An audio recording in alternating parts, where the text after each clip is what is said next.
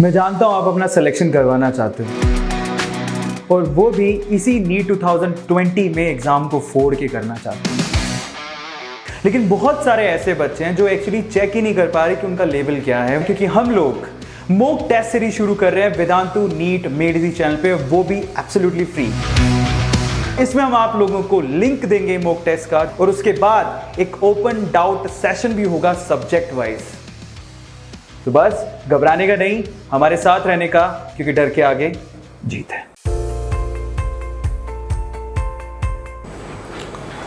Hello everyone, good afternoon. कैसे हैं आप सब लोग? तो वेलकम बैक टू ऑनलाइन पाठशाला। और आज ऑनलाइन पाठशाला में हमारा टॉपिक है मूविंग कॉइल गैल्वेनोमीटर। ये लेक्चर नंबर 7 है मैग्नेटिक इफेक्ट्स ऑफ करंट्स का। पिछले लेक्चर में हमने सीखा था how to find out force on a current carrying conductor. Formula था BIL, magnetic field into current into length. तो आई होप सभी को याद है वो सब, और हमने बहुत सारे क्वेश्चंस भी कर लिए थे उसके। अब ये टॉपिक जो है वो आपके बोर्ड्स के लिए भी बहुत ज्यादा इंपॉर्टेंट है। 5 मार्क्स तक के क्वेश्चन आते हैं, तो इसमें आपको इसका कंस्ट्रक्शन लिखना होता है, आपको इसका वर्किंग लिखना होता है विथ डायग्राम। तो मैं आपको ढंग से समझाऊंगा इसका वर्किंग एंड कंस्ट्रक्शन, और पूरी थ्योरी आपको पढ़नी है NCERT से आफ्टर दिस सेशन। तो कैसे हैं आप सब लोग? I hope all of you are doing very well. I can see all of you are there in chat. You are active also. Hi Kapil, hello Rita, hi Pal, hello Raunak, hi Aminur, Abdullah, Nikita, चलिए hi Ranjan, Swapnil, Kishan, okay, खुशी is there. बहुत बढ़िया, बहुत बढ़िया। आप सबको देख के बहुत खुशी हुई। दोबारा शुरू करते हैं आज का सेशन, और आज का सेशन सुपर इंपॉर्टेंट है। Take it NEET, take it AIIMS या फिर आपका बोर्ड्स, सभी के लिए सुपर इंपॉर्टेंट सेशन होने वाला है। डायरेक्टली मैं इस टॉपिक पे जंप नहीं करूंगा, उससे पहले कुछ बेसिक चीजें हमें और खत्म करनी है, वो हम टॉपिक्स कर लेंगे, और फिर हम आज के सेशन में लास्ट में ये टॉपिक देखेंगे। तो अभी शुरू में हम देखेंगे मैग्नेटिक मोमेंट क्या होता है और मैग्नेटिक टॉर्क क्या होता है। After finishing magnetic moment and magnetic torque and after doing some questions on those topics, we will be moving to this moving coil galvanometer. तो सबसे पहले कुछ इंपॉर्टेंट इंफॉर्मेशन आपके साथ शेयर कर दे। हजारों बच्चे हमारे साथ इस टेलीग्राम ग्रुप में ऑलरेडी जुड़ चुके हैं। ये लिंक बस आपको क्लिक करना है and you can also be a part of this wonderful Telegram group, जहां पे देश के बहुत सारे बच्चे जो नीट या एम्स की तैयारी कर रहे हैं वो इस ग्रुप में हैं and they are getting benefited out of it. इसके अलावा हमारा जो देश का number 1 medical made easy channel है, Vedantu medical made easy channel, subscribe कर लो इसे, share it with your friends और also hit the like button, है ना। चलिए शुरू करते हैं। तो आज की कहानी शुरू होगी मैग्नेटिक डाइपोल मोमेंट के साथ। अब ये कहानी आपको थोड़ी थोड़ी सिमिलर लगेगी, क्योंकि हमने इलेक्ट्रिक डाइपोल मोमेंट इलेक्ट्रोस्टैटिक्स नामक चैप्टर में ऑलरेडी पढ़ा हुआ है। तो अगर आपको याद नहीं है तो मैं आपको थोड़ा थोड़ा याद दिला दूं कि आपने क्या पढ़ा है इलेक्ट्रिक डाइपोल वाले चैप्टर में। तो एक सेकेंड, यस, तो हमने क्या सीखा है इलेक्ट्रिक डाइपोल वाले चैप्टर में, कि अगर आपके पास एक कोई प्लस क्यू चार्ज हो और एक कोई माइनस क्यू चार्ज हो, एक प्लस क्यू चार्ज है और एक माइनस क्यू चार्ज है, बहुत पास पास है, मान लो उनके बीच का डिस्टेंस है a, तो हम लिखते थे कि ये एक डाइपोल फॉर्म करता है। एक नेगेटिव चार्ज और एक positive charge forms a electric dipole, और उस डाइपोल का मोमेंट होता था p vector is known as dipole moment, और उसका फॉर्मूला होता था q इंटू a। तो आई होप ये बातें आप सभी को याद है ना। डाइपोल मोमेंट का vector p vector is given by q into a, where q is the charge, a is the distance between the two charges। यहां पे उसके साथ एक एनालॉजी करनी होती है, और वो एनालॉजी होती है मैग्नेटिक डाइपोल मोमेंट की। तो जैसे इलेक्ट्रिसिटी में या फिर इलेक्ट्रोस्टैटिक्स में चार्जेस होते थे, यहां पे होते हैं मैग्नेटिक डाइपोल्स। ठीक है, यहां पे मैग्नेटिक डाइपोल्स होते हैं। तो आप यहां पे प्लस m लिखते हो, एक छोटा सा प्लस स्मॉल m, ओके, और यहां पे आप लिखते हो एक छोटा सा माइनस स्मॉल m। इसको आप कहते हो पोल स्ट्रेंथ। ये क्या कहलाता है? Pole strength, magnetic pole strength. देखो जैसे मान लो आपके पास अगर दो चार्जेस हैं, तो कितना फोर्स लगाएंगे आपस में, ये डिपेंड करता है उनके डिस्टेंस पे और चार्ज के मैग्नीट्यूड पे। तो अगर आपके पास दो मैग्नेट्स हैं तो कितना फोर्स लगाएंगे वो डिपेंड करेगा पोल स्ट्रेंथ पे। यानी कि जहां पे आपके पास प्लस क्यू और माइनस क्यू होते थे वहां पे आपके पास माइनस एम और प्लस एम है, ठीक है, प्लस एम और माइनस एम। और इलेक्ट्रिसिटी में क्या होता था, प्लस क्यू और माइनस क्यू। आई थिंक ये आपको दिख नहीं रहा है अच्छे से, तो मैं एक बार फिर से लिख देता हूं, ये माइनस एम है और ये प्लस एम है, ब्लू इज नॉट विजिबल, है ना। प्लस एम और minus M are analogous to what, plus Q and minus Q. तो चार्ज आपको बताता था कि कितना ज्यादा फोर्स होगा, अगर ज्यादा चार्ज है फोर्स भी ज्यादा होगा, वैसे ही अगर pole strength is more force will be more, ठीक है। अब देखो ध्यान से, मान लेते हैं इस मैग्नेट का जो लेंथ है यहां से यहां तक वो है L, तो यहां पे हम मैग्नेटिक मोमेंट को ऐसे डिफाइन करते हैं m वेक्टर, या फिर कई बुक्स में इसको म्यू वेक्टर लिखते हैं, ठीक है। म्यू वेक्टर या फिर m वेक्टर एक ही बात है, दोनों का मतलब होता है मैग्नेटिक डाइपोल मोमेंट। और जैसे कि आपका इलेक्ट्रिक डाइपोल मोमेंट था चार्ज इनटू डिस्टेंस, ठीक उसी तरह से यहां पे हो जाता है pole strength that is small m into distance L।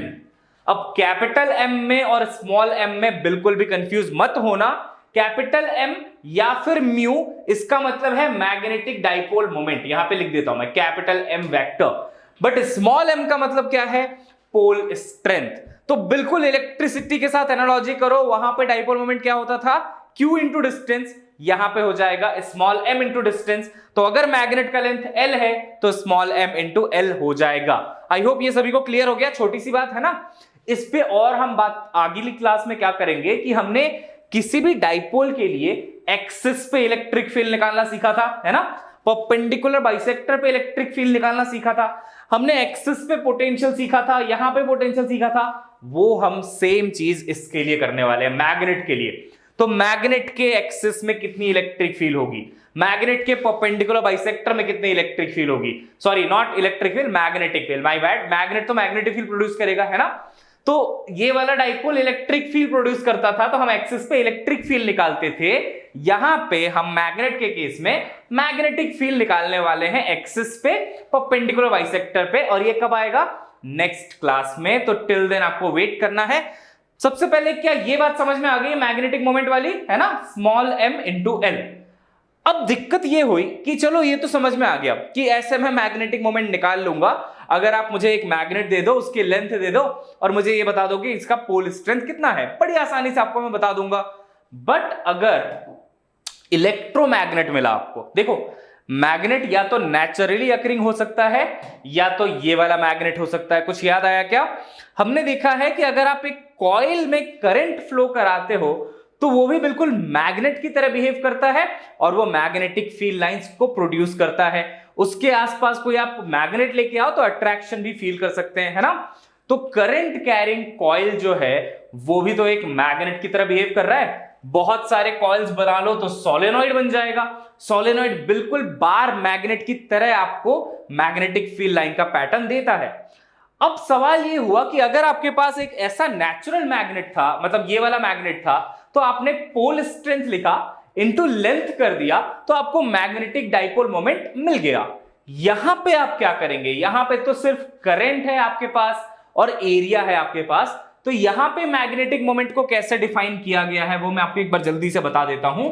तो यहां पे मैग्नेटिक मोमेंट का जो डेफिनेशन है, एक सेकेंड, तो आज बोर्ड थोड़ा सा मिसबिहेव कर रहा है, ओके फाइन, देखते हैं शायद अब काम कर जाएगा। ओके ठीक है, यहां पे जो मैग्नेटिक मोमेंट होता है ना, magnetic dipole moment that is m vector, उस m वेक्टर को हम डिफाइन करते हैं I इंटू एरिया वेक्टर। ये देखो कितना आसान है, वहां पे मैग्नेटिक मोमेंट क्या था, m into L, small m into L। अब यहां पे तो कोई पोल स्ट्रेंथ नहीं है, यहां पे तो कोई लेंथ ऑफ द मैग्नेट भी नहीं है, यहां पे क्या चीजें होती हैं, करंट, जो करंट इस कॉइल में फ्लो हो रहा है, मान लो वो करंट I है, और साथ ही साथ एरिया ऑफ दिस लूप, है ना, एरिया ऑफ दिस लूप। तो अगर area of this loop is A, current is I, तो यहां पे आप मैग्नेटिक मोमेंट लिखते हो I into area vector. But अगर कोई नेचुरल मैग्नेट है, वैसा वाला बार मैग्नेट है, आप ऐसा कह लो, तो बार मैग्नेट में आप लिखोगे स्मॉल m इंटू L। तो यही दो फॉर्मूले हैं बच्चों आपके पास मैग्नेटिक मोमेंट के लिए। बट हां याद रखना, इसको आप म्यू भी लिख सकते हो, है ना, कैपिटल M या फिर म्यू, कुछ भी आप लिख सकते हो। क्या बात क्लियर हो गई है? अगर आपके पास बार मैग्नेट है तो मैग्नेटिक मोमेंट क्या लिखेंगे आप, m इंटू एल। अगर आपके पास इलेक्ट्रोमैग्नेट है, मान लीजिए उसका शेप अगर सर्कुलर है, तो आप मैग्नेटिक मोमेंट क्या लिखेंगे, I इंटू एरिया वेक्टर। क्या क्लियर है, बिल्कुल चमक गया है, बहुत बढ़िया, वेरी नाइस। अब सुनिए एक और बात, मैग्नेटिक मोमेंट एक वेक्टर क्वांटिटी है, जैसा कि मैं यहां पे बार बार लिख रहा हूं, है ना, मैग्नेटिक मोमेंट एक वेक्टर क्वांटिटी है। अगर आपके पास एक बार मैग्नेट हो तो उसका डायरेक्शन जो होता है मैग्नेटिक मोमेंट का, वो होता है -m से +m की तरफ। अब जो बच्चे बोल रहे हैं समझ में नहीं आया ये वाला पॉइंट, आपने बच्चों इलेक्ट्रोस्टैटिक्स का लेक्चर देखा नहीं है, कैसे समझ में आएगा बताओ। आपने इलेक्ट्रिक डाइपोल ही आज तक नहीं देखा, आज आप सीधा शायद ये वाला लेक्चर देख रहे हैं और समझने की कोशिश कर रहे हो। मैग्नेटिक डाइपोल एनालॉजी है, ये मैग्नेटिक डाइपोल मैंने एनालॉजी से पढ़ाया है अभी अभी। तो जो बच्चे बोल रहे हैं सर समझ में नहीं आया, आपने इलेक्ट्रोस्टैटिक्स नहीं देखा है, एज सिंपल एज दैट। जिन लोगों ने देखा है उनको ये बात बिल्कुल समझ में आ जाएगी। अब जिन लोगों ने देखा है, आप मुझे एक बार याद करके बताओ, जो इलेक्ट्रिक डाइपोल होता था उसकी डायरेक्शन क्या होती थी, -q से +q। क्या सभी को याद है, नेगेटिव चार्ज से पॉजिटिव चार्ज की तरफ होता था हमारा इलेक्ट्रिक डाइपोल का डायरेक्शन। वैसे ही यहां पे मैग्नेटिक डाइपोल का डायरेक्शन होता है -m से +m की तरह, ठीक है। तो यहां पे भी नेगेटिव टू पॉजिटिव होता है, बट सर यहां पे तो कोई स्मॉल m नहीं है, ये किसकी बात हुई, बार मैग्नेट की। बट अगर ऐसा इलेक्ट्रोमैग्नेट है तो कैसे डायरेक्शन निकालेंगे, तो हम क्या करते हैं, करंट की डायरेक्शन में फिंगर्स को ऐसे कर्ल करते हैं। ये देखो ये डायग्राम दिया है ना, करंट की डायरेक्शन में राइट हैंड के फिंगर्स को आप कर्ल कीजिए तो ये डायरेक्शन आपका हो जाएगा मैग्नेटिक मोमेंट का डायरेक्शन। क्या ये कल क्लियर हुआ आप सभी को, है ना। मैं एक बार जल्दी से ये चीज रिवाइज करा देता हूं आप सभी को। अगर आपके पास एक बार मैग्नेट है तो बार मैग्नेट में मैग्नेटिक मोमेंट का फॉर्मूला है m इंटू एल, और उसका डायरेक्शन होगा माइनस से प्लस, नेगेटिव m से +m, डन। बट अगर आपके पास एक इलेक्ट्रोमैग्नेट है तो उसके लिए मैग्नेटिक मोमेंट का फॉर्मूला होता है I इंटू एरिया वेक्टर, जहां पे I करंट है, A एरिया वेक्टर है। इसका जो डायरेक्शन होगा मैग्नेटिक मोमेंट का इस केस में, उसके लिए आपको करंट की डायरेक्शन में फिंगर्स ऐसे कर्ल करना पड़ेगा। जो भी थंब का डायरेक्शन आया वो आपके मैग्नेटिक मोमेंट का डायरेक्शन होगा। इतनी सी बात है ना। चलिए बहुत बढ़िया, आई होप सभी को ये सब क्लियर हो चुका है। अब आगे बढ़ते हैं, है ना। Now I will be giving you one numerical. आप ये न्यूमेरिकल सॉल्व करो, आपको बड़ा मजा आ जाएगा इसमें। देखो, so this is a question, okay. ये नीट के जैसा ही क्वेश्चन है, नीट में ऐसा सिमिलर क्वेश्चन एक बार आ चुका है, बट उसमें कुछ वैल्यूज गिवन थी, मैंने आपको वैल्यूज नहीं दिया है। देखो क्वेश्चन क्या कह रहा है, यहां पे एक स्क्वायर लूप है, मतलब दो स्क्वायर लूप है वैसे तो। देखो अब ये करंट इसमें कैसे फ्लो होता है, ध्यान से देखना। यहां से करंट ऐसे आया, यहां से ऐसे आया, यहां से ऐसे, ये इसका मतलब है कि ये दोनों कनेक्टेड नहीं है। ये ऐसे बना हुआ ना टिंगू सा जो बना हुआ, उसका मतलब ये दोनों कनेक्टेड नहीं है। तो यहां से करंट निकल के इस छोटे स्क्वायर लूप में गया, इसमें फ्लो हुआ, यहां से फ्लो हुआ, वापस इसी स्क्वायर लूप में आ गया। मतलब बेसिकली वो एक ही लूप है ना, बेसिकली वो एक ही लूप है, उसका शेप कुछ ऐसा हो रखा है ना। हाँ, टिंगू सा। तो बताओ इसमें उसने पूछा आपसे find the magnetic moment of this. अब ध्यान से देखेंगे आप तो आपको पता चलेगा कि ये कोई बार मैग्नेट नहीं है, ये इलेक्ट्रिक मैग्नेट गिवन है। तो अगर इलेक्ट्रोमैग्नेट हमें गिवन होता है तो उसके लिए मैग्नेटिक मोमेंट का फॉर्मूला क्या है, I इंटू एरिया वेक्टर। तो I आपको गिवन है, देखो ध्यान से, करंट इज गिवन है ना, करंट ऑलरेडी गिवन है। एरिया वेक्टर आपको सोचना पड़ेगा कितना लिखें और फिर आपका आंसर आ जाएगा। चलिए बताइए क्या आ रहा है आंसर। लैग है क्या? Technical team please look into this. They are saying voice and audio, I mean voice and video is not matching. Please look into this once. Yeah. Okay बच्चों, देखते हैं what is the problem in this.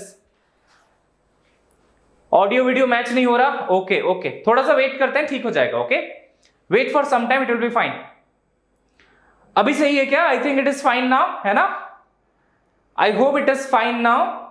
Yes, चलिए बहुत बढ़िया। तो क्या answer है बताओ, answer. Everyone tell me the answer of this question. क्या आंसर होगा इसका? मैग्नेटिक मोमेंट चाहिए। बी कह रहे हैं कुछ लोग। Okay, some of you are saying B, okay, some of you are saying A, some of you are saying C also. Yeah, so we'll look into it. What is the problem? Okay, guys, just wait for 1 minute. Yeah.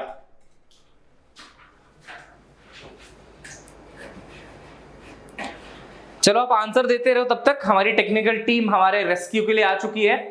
Okay, and they will make. Okay बच्चों, sorry for the technical issue. अभी सही है क्या? Is it fine now? चलिए बताइए, अभी क्या आवाज और वीडियो सब कुछ सही है? हाँ, सही तो था लेकिन अभी प्रॉब्लम कर दिया. या एक बार बताइए सब लोग, is it fine now? Fine right? Okay okay, एकदम मस्त. ओके ठीक है, बहुत बढ़िया. बफरिंग नहीं हो रहा ना कोई बफरिंग अब? चलिए फाइन, शैल वी कंटिन्यू? अभी सही है? ओके ओके, चलिए अब आगे बढ़ते हैं, है ना? फाइन. ओके, देखो कैसे इसको सॉल्व करेंगे. आपको आंसर दिख गया वैसे गलती से, है ना? आंसर दिख चुका है. आंसर दिख रहा है आपको इसका IAB माइनस CD. ये आंसर दिख गया है ना? कोई बात नहीं, कोई बात नहीं. चलो सॉल्व करते हैं इसको एक बार. तो let's just solve this question. बहुत आसान था वैसे तो, फटाफट से इसको हम लोग सॉल्व कर लेते हैं. देखिए ध्यान से एक बार. ओके, आंसर होगा इसका A. ओके, कोई कह रहा है B for buffering. B for buffering नहीं है इसका आंसर, ठीक है?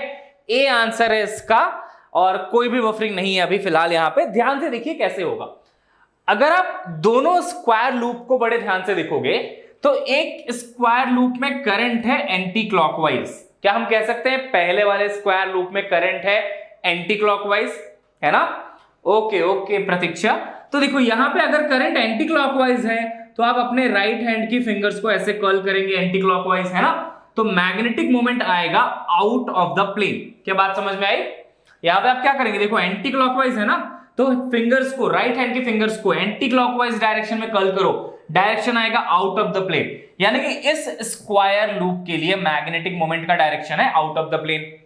और उसका जो मैग्नीट्यूड होगा मैग्नेटिक मोमेंट का, वो होगा I into area. Area of this loop. अगर एक स्क्वायर गिवन है और अगर ये साइड A है और ये वाली साइड B है, तो एरिया क्या होगा बच्चों? IAB ही तो होगा, है ना? A into B is the area. Great, no problem in this, है ना? तो पहले स्क्वायर लूप का मैग्नेटिक मोमेंट जो है उसका डायरेक्शन है out of the plane, magnitude है I इंटू AB.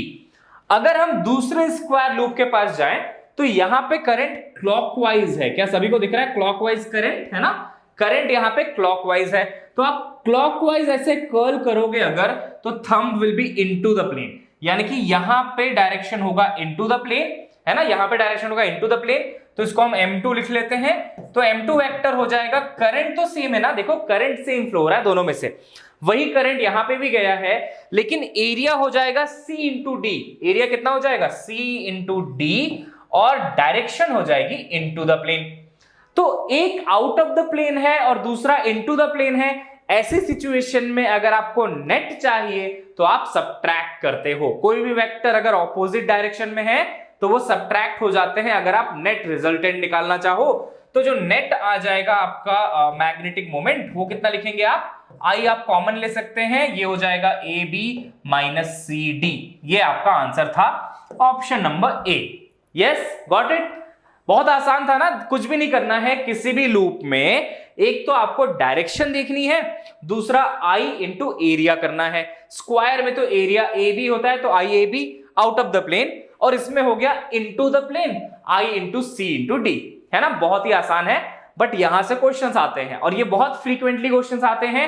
आपको कोई भी शेप गिवन होगा, वो पूछ लेगा मैग्नेटिक मोमेंट निकाल के बताओ. आपको ऐसे बताना पड़ेगा, है ना? किल्ड इट, बहुत बढ़िया, very nice. Happy sports day. अच्छा स्पोर्ट्स डे है, ओके, सेम टू यू. मुझे पता नहीं था वैसे, बट ठीक है, same to all of you. या इतनी सी बात हो चुकी है, आगे बढ़ जाते हैं. अब देखो ये क्वेश्चन नहीं है, कॉन्सेप्ट है. अभी अभी हमने क्या देखा? Magnetic moment of a dipole, है ना? अभी अभी हमने क्या देखा? Magnetic moment of a dipole. Next topic क्या है? Torque on a current carrying loop in a magnetic field. अब यहां पे ना थोड़ा सा आपको और याद करने की जरूरत है कि आपने क्या क्या चीजें पढ़ी हुई है. तो आपने ये पढ़ा है, मैं आपको बताता हूं एक बार जल्दी से, ठीक है? यू हैव स्टडीड दिस कि अगर एक इलेक्ट्रिक फील्ड हो, ठीक है, ये मैं रिवाइज करा रहा हूं, ये क्विक रिकैप है. ये क्विक रिकैप है इलेक्ट्रोस्टैटिक्स का, याद करने की कोशिश करना इसको। अगर आपके पास एक इलेक्ट्रिक फील्ड होती थी वहां पे, और अगर आप एक उसमें इलेक्ट्रिक डाइपोल रख देते, मान लो पी वेक्टर, ठीक है, मान लो एक इलेक्ट्रिक डाइपोल रख दिया आपने उस पे पी वेक्टर, तो इस पे एक टॉर्क लगता था और वो टॉर्क लिखा जाता था P क्रॉस E। क्या सभी को याद है ये चीज? Let me know once everyone, ये टॉर्क सभी को याद है क्या? P cross E। मैंने दो फॉर्मूले पढ़ाए थे ऐसे वाले, एक था पोटेंशियल एनर्जी, वो था -P dot E, dot product होता था, बट टॉर्क के केस में होता था P क्रॉस E। सभी को याद है क्या? बहुत बढ़िया, आई लाइक दिस बैच। आप लोग सीरियसली पढ़ाई करते हो और आपको चीजें याद होती है, वेरी गुड, ऑसम। तो ये हमने किया हुआ है कहां पे? इलेक्ट्रोस्टैटिक्स में, है ना। अच्छा, अब देखो ये वाला, ओके ओके, टेलीग्राम में, ठीक है प्रतीक्षा, पक्का।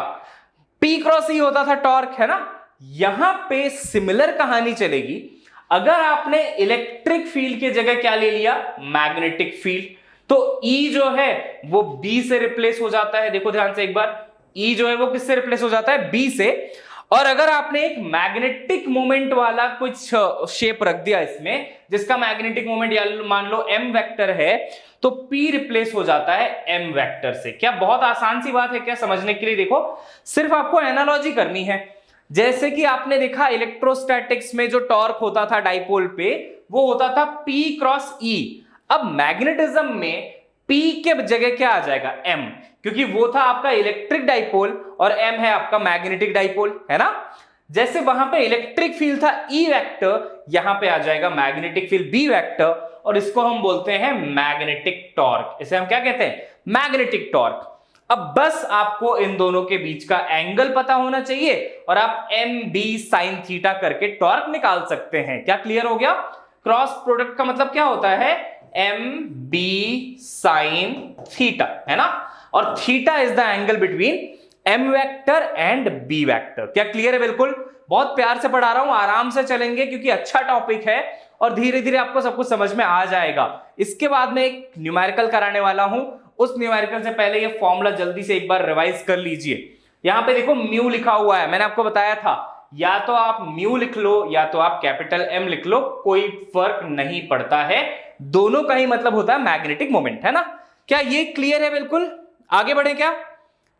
हाँ, ये बिल्कुल सेम है, बिल्कुल सेम टॉपिक चल रहा है प्रिंसी, जैसे हमने पढ़ा है ना इलेक्ट्रिक डाइपोल में, बिल्कुल सेम टू सेम टॉपिक चलता है, एकदम सेम फ्लो के साथ। सिमिलर फॉर्मूले भी आते जाते हैं, P क्रॉस E बन जाता है M क्रॉस B, और जो हमने एनर्जी पढ़ी थी ना, potential energy, -P dot E, वो बन जाएगा -M डॉट B। वो मैं आगे अभी बताऊंगा, ठीक है। चलिए, बहुत बढ़िया। Now we are going to do one question on that. अच्छा, मैंने आपको टॉर्क बताने के लिए एनिमेशन डाला था, बट आई थिंक आप बच्चों को टॉर्क ऑलरेडी पता है ना।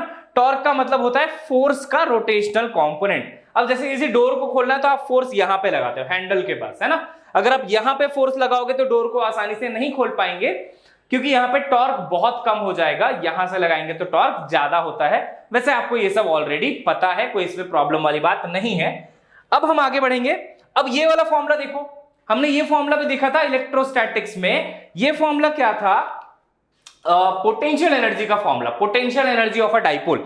तो potential energy of a electric dipole का फॉर्मूला होता था वहां पे -P डॉट E। क्या सभी को याद है? -P डॉट E फॉर्मूला होता था वहां पे, है ना। यहां पे फॉर्मूला क्या हो जाएगा? P के जगह आप लिख देंगे M और E के जगह आप लिख देंगे B। देखो कितना आसान है, एक में दो का फायदा है। तो अगर आपने इलेक्ट्रोस्टैटिक्स में जो मैंने आपको डाइपोल पढ़ाया है वो लेक्चर देख लिया तो ये लेक्चर आपका क्लियर है ना। तो इलेक्ट्रिक डाइपोल के नाम से एक अलग से हमने वीडियो सीरीज करी थी, मतलब लाइव सेशन करा था, उसकी वीडियो ऑलरेडी है, प्लेलिस्ट में जाके इलेक्ट्रोस्टैटिक्स के अंदर आपको मिल जाएगी। Okay okay Simran, thanks a lot. हाँ, तो ये फॉर्मूला देखो क्या बन जाएगा? P डॉट E होता था इलेक्ट्रोस्टैटिक्स में और यहां पे बन जाता है -M डॉट B। ये एनर्जी है, और टॉर्क अभी अभी हमने क्या देखा? M क्रॉस B हो जाता है आपका टॉर्क, है ना। M क्रॉस B हो जाता है टॉर्क। इसके बारे में टेंशन मत लो, ये कुछ भी नहीं है। M को क्या लिख लिया? IAB। M क्या होता है? Magnetic moment, I into area, है ना, और एरिया को लिख सकते हैं A इंटू B, है ना, ऐसा लिखा हुआ बस। तो इसके आगे बढ़ते हैं, अभी हम लोग कुछ क्वेश्चंस कर लेते हैं। सबसे पहले तो come on everyone, do this question, all of you. Okay Sneha, thank you. Come on everyone,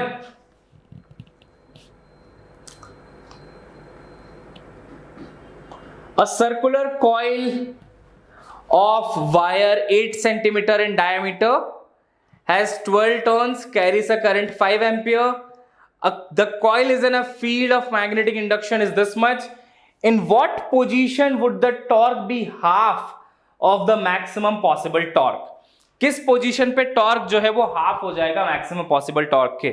चलिए बताइए ऑल ऑफ यू,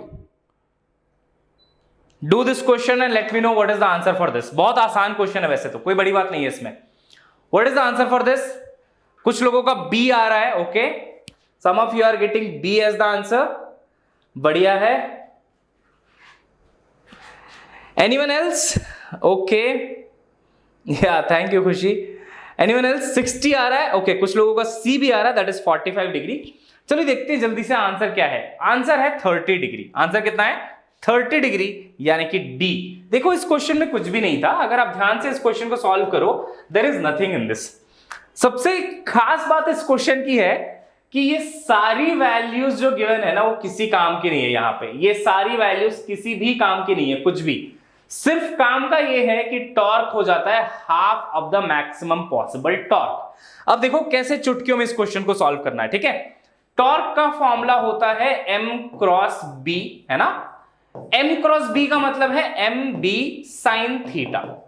टॉर्क का मतलब है mb sin थीटा. अब उसने बोला कि टॉर्क कब half of the maximum possible torque बन जाएगा, मतलब टॉर्क की वैल्यू कब half of the maximum torque होगी, है ना. अच्छा, सबसे पहले पता कर लेते हैं कि मैक्सिमम पॉसिबल टॉर्क आखिर हो कितना सकता है.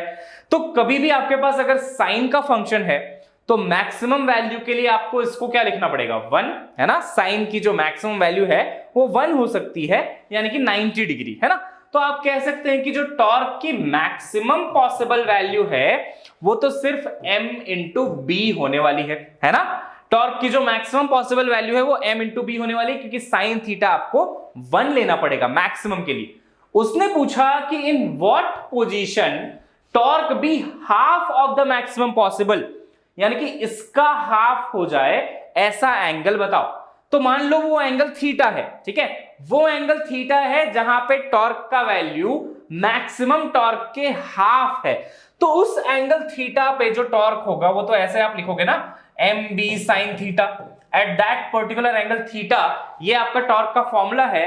और उसने बोला ये जो टॉर्क है वो मैक्सिमम पॉसिबल का हाफ है, यानी कि mb/2 के बराबर है. क्या ये बात चमक गई सभी को? बहुत आसान है. देखो सबसे पहले मैक्सिमम टॉर्क निकाल लिया, mb आ गया.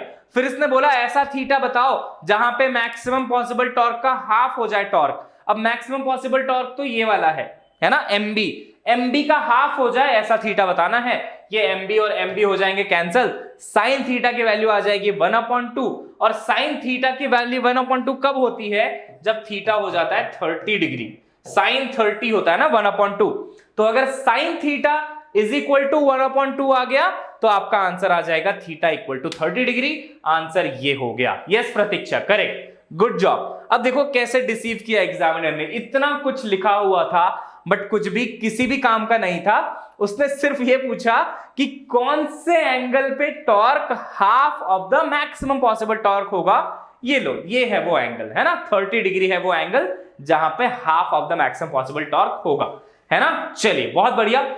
अब ये सब आपको ध्यान में रहना चाहिए कि अगर आपको किसी लूप में मैग्नेटिक टॉर्क निकालना है तो उसका मैग्नेटिक मोमेंट निकाल लीजिए, उसकी डायरेक्शन देख लीजिए और मैग्नेटिक फील्ड के साथ उसका कर दीजिए cross product, m cross b. That's it, है ना. चलिए बहुत बढ़िया. अब हम आगे बढ़ते हैं और ये इसका सॉल्यूशन था, है ना. This is the solution that I have given to all of you. अब आ गया हमारा आज का topic, that is moving coil galvanometer. Moving coil galvanometer को समझने के लिए आज जो कुछ भी हमने पढ़ा है सिर्फ उसी चीज की जरूरत होती है और आपको कहानी बिल्कुल समझ में आ जाएगी. ठीक है, चलो देखो इसको कैसे समझे. क्या क्या दिख रहा है आपको कंस्ट्रक्शन में, एक बार उसकी बात कर लेते हैं. उससे पहले ये बात कर लेते हैं इसका यूज क्या है.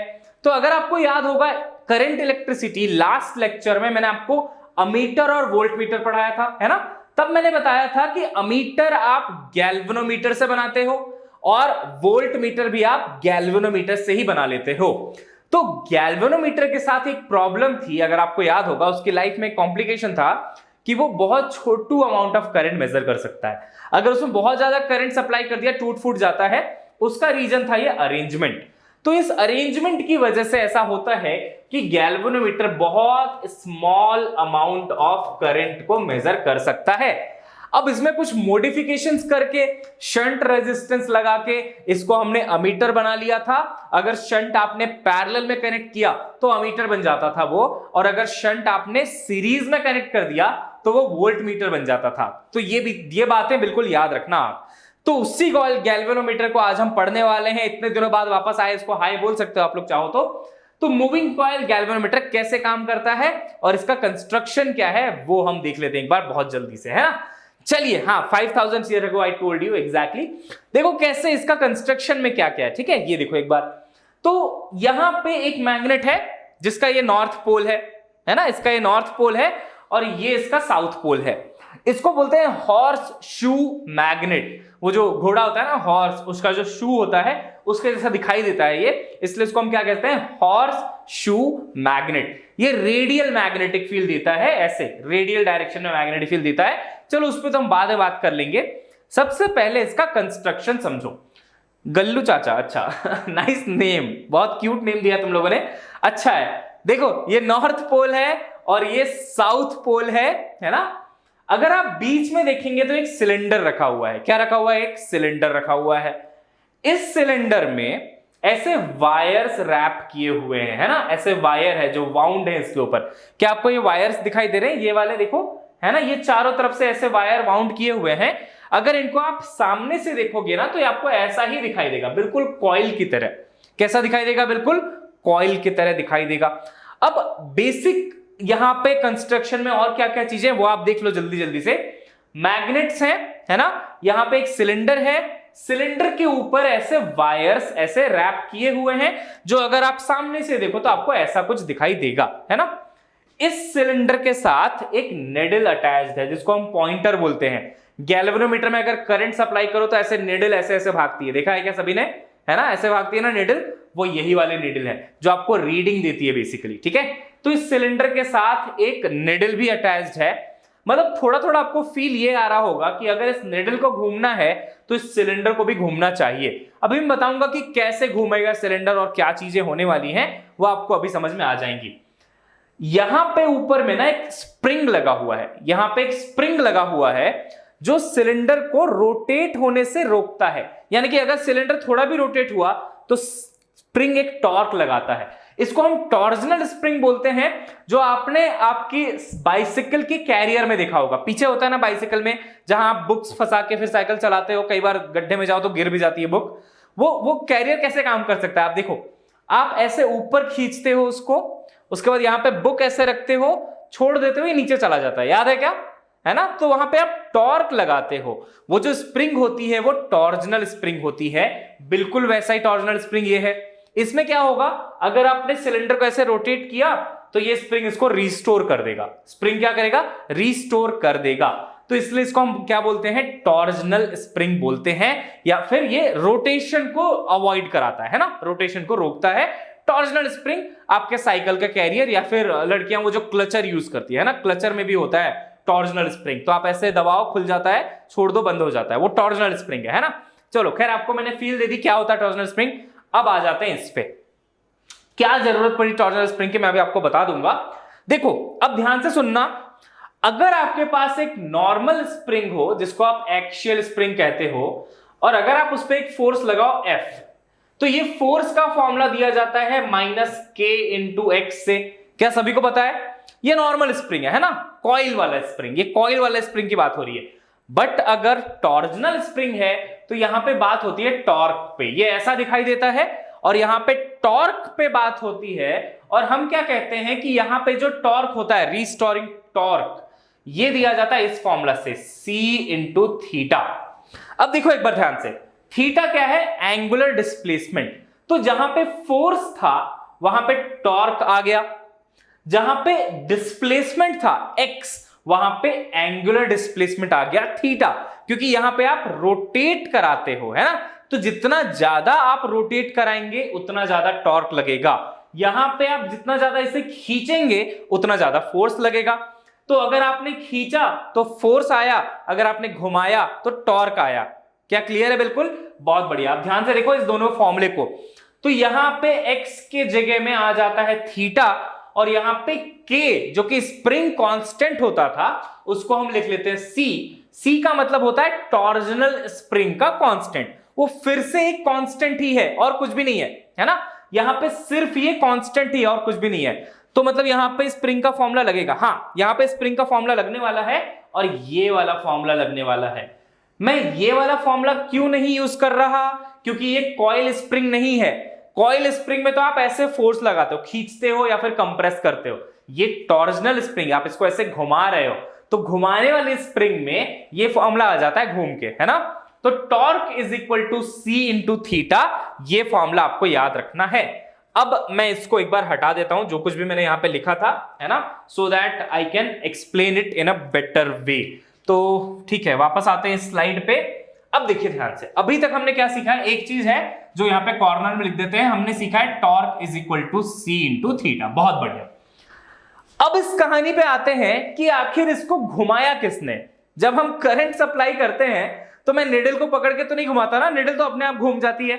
अब निडल कैसे घूमी, सिलेंडर कैसे घुमा, इस पे बात कर लेते हैं। देखो ध्यान से, जैसे ही आप एक करंट सप्लाई करोगे, बेसिकली आपको ये स्ट्रक्चर कुछ ऐसा दिखाई देगा। आपको मैं एक और डायग्राम दिखाता हूं, थोड़ी और ज्यादा फील आ जाएगी। ये देखो, ऐसा स्ट्रक्चर होता है एक तरह से, है ना। अब ये जो सिलेंडर के ऊपर ऐसे वायर्स हैं, है ना, ये जो वायर्स हैं, इसी दो एंड ऑफ द वायर को आप गैल्वेनोमीटर में कनेक्ट करते हो। तो गैल्वेनोमीटर में दो पॉइंट्स होते हैं, है ना, जहां पे आप करंट को कनेक्ट करते हो। तो ये एक पॉइंट है, ये एक पॉइंट है। ऐसा करने से क्या हुआ? ऐसा करने से ये हुआ कि इस लूप में एक करंट फ्लो होने लग गया, है ना। समझो इस बात को, इस लूप में क्या होगा? एक करंट फ्लो होने लग जाएगा। अभी देखो how beautifully you will understand the concept of magnetic moment. देखिए, यहां से हमने एक करंट भेज दिया, यानी कि करंट ऐसे ऐसे और ऐसे इस लूप में फ्लो हो रहा है। अब यह समझ में आया कि सर ने अभी अभी पढ़ाया था, अगर एक ऐसे लूप में करंट फ्लो होता है तो एक मैग्नेटिक मोमेंट आ जाता है। क्या मैग्नेटिक मोमेंट आ जाएगा?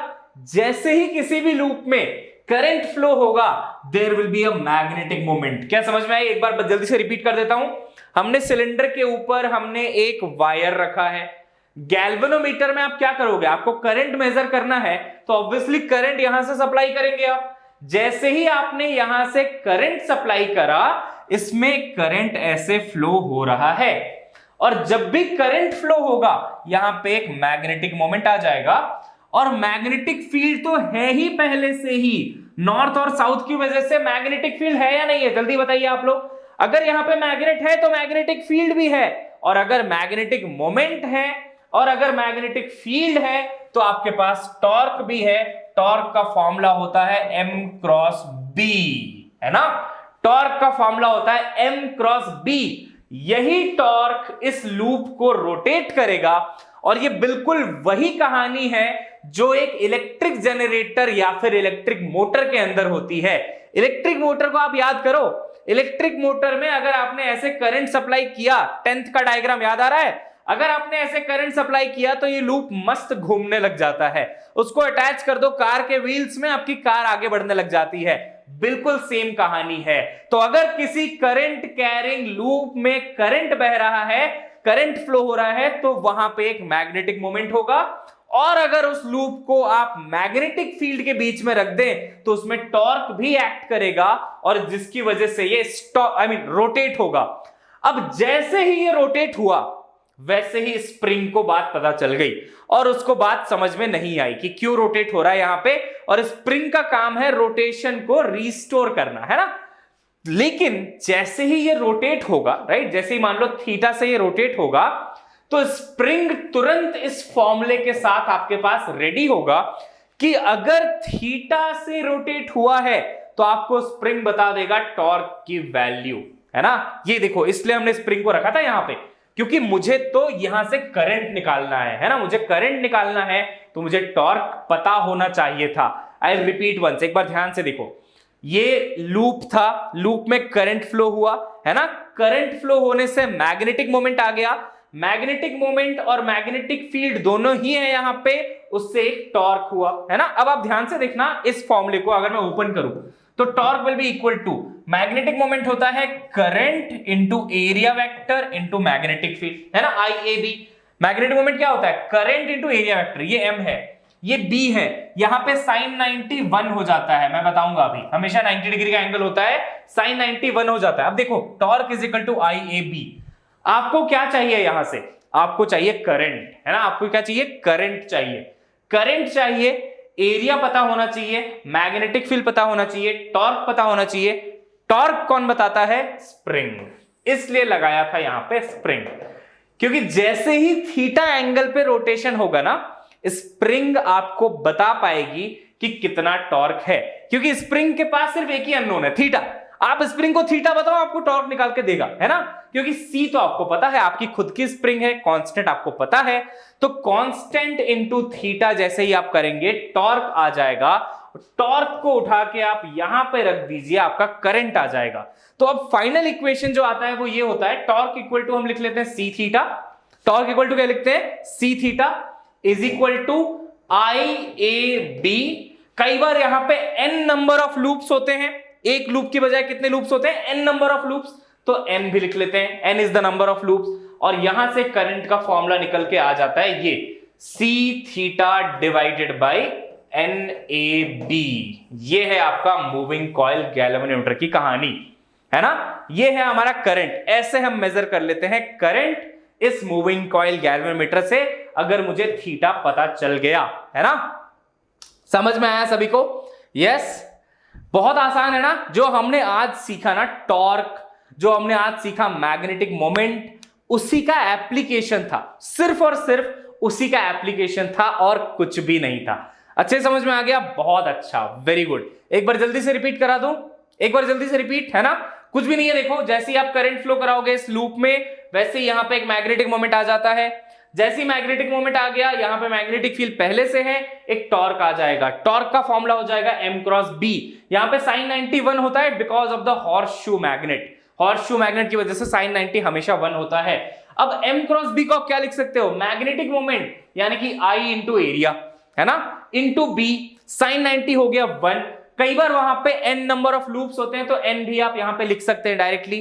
तो ये हो गया टॉर्क का वैल्यू, और ये टॉर्क तो अननोन है, और टॉर्क आपको बताता है ये spring, torque is equal to C into theta.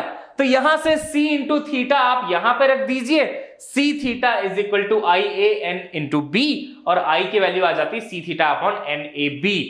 ये चीजें आपको लिख के आनी है आपके बोर्ड्स के एग्जामिनेशन में, है ना। अगर आपके पास नीट में क्वेश्चन दिखाई देता है तो वो इस इक्वेशन से हो जाएगा, वैसे कम पूछते हैं नीट में, पूछा नहीं है बट पूछ सकते हैं, ठीक है, ये फॉर्मूला आपको पता होना चाहिए। बट अगर आपको क्वेश्चन आया बोर्ड्स में, तो बोर्ड्स में आपको ये सब एक्सप्लेन करना पड़ेगा विथ द डायग्राम, ठीक है।